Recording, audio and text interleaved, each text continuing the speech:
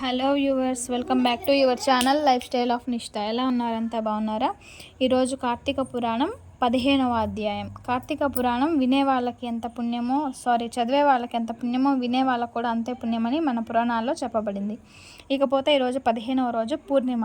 ఇది చాలా పవిత్రమైన రోజు. ఉపవాసం చేయాలి, పుల్లని పదార్థాలు తినకూడదు, అతిథిని భోజనం పెట్టాలి, చంద్రుని దర్శనం చేయాలి, వెండి అన్నాన్ని దానం చేయాలి.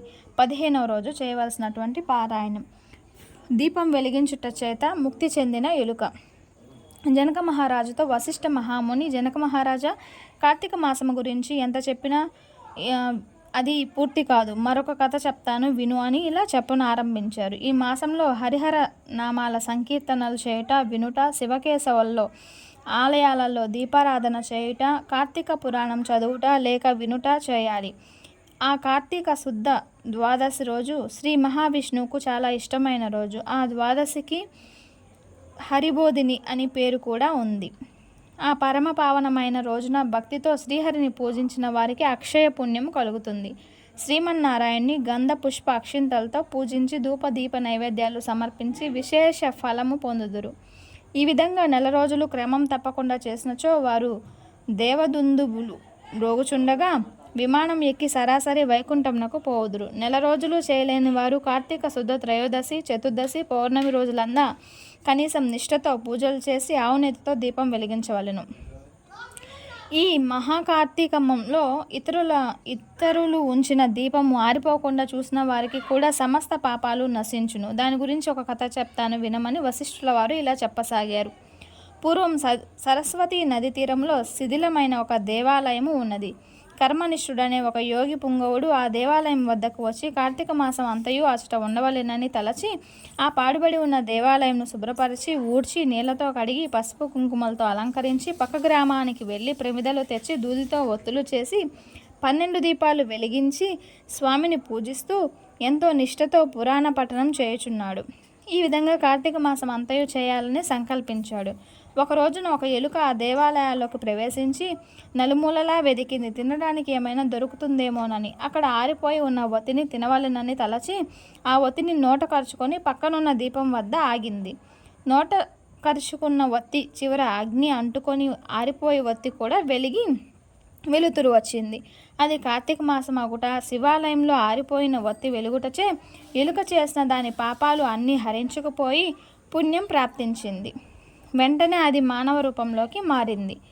ధ్యాన నిష్ఠతో ఉన్న యోగి పుంగవుడు తను కన్నులు తెరిచి చూడగా ప్రక్కన ఒక మానవుడు నిలబడి ఉండుట చూసి, ఓయ్ నీవు ఎవరు, ఎందుకు ఇక్కడ నిలబడి ఉన్నావు అని ప్రశ్నించగా అతడు ఆ యోగిని నమస్కరించి, ఆర్య, నేను ఎలుక రూపం ధరించిన మనిషిని.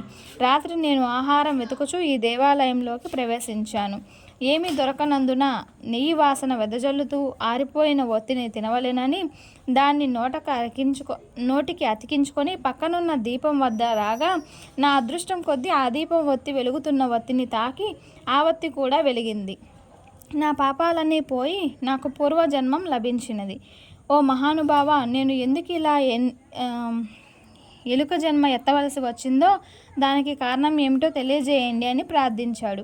అంతటా యోగీశ్వరుడు తన దివ్య దృష్టితో చూసి, ఓయి నీవు పూర్వజన్మంలో బాహ్లిక దేశంలో జైమితి గోత్రంలో జన్మించిన ఒక బ్రాహ్మణుడు. నిన్ను అందరూ బాహ్లికుడు అని పిలిచేవాడు. నీ కుటుంబాన్ని పోషించుటకు వ్యవసాయం చేస్తూ ధనాసపరుడివై దేవ పూజలు నిత్యకర్మలు మరచి శ్రాద్ధ భోజనాలతో పాటు కాకులకు పిశాచాలకు పెట్టే బలిపిండాలు కూడా తింటూ వేదశాస్త్ర పండితులను తిడుతూ గాలం గడిపేవాడివి.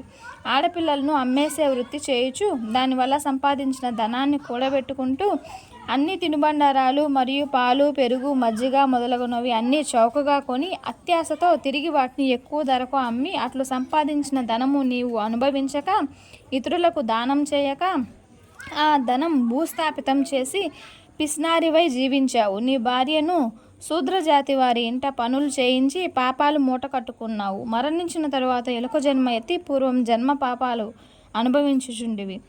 నేడు భగవంతుని దగ్గర ఆరిపోయిన దీపాన్ని వెలిగించుట వలన నీ పాపాలు నశించి పుణ్యాత్ముడివైతివి.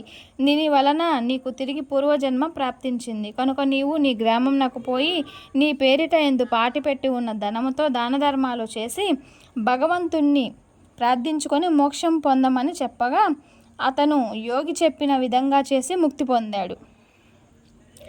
స్కంద పురాణంలో వశిష్ఠ ప్రోక్త కార్తీక మహత్య మండలి పంచమాధ్యాయం అంటే 15వ రోజు పారాయణం పూర్తి అయింది.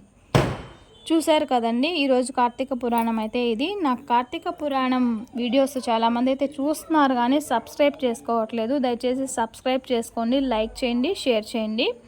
నెక్స్ట్ వీడియోలో మళ్ళీ కలుద్దాము. అంతవరకు నమస్తే. కార్తీక మాసంలో నేను చెప్పేటటువంటి ఈ కార్తీక పురాణం అంతా నేను మీకు శివుణ్ణి చూపిస్తూ చెప్తున్నాను.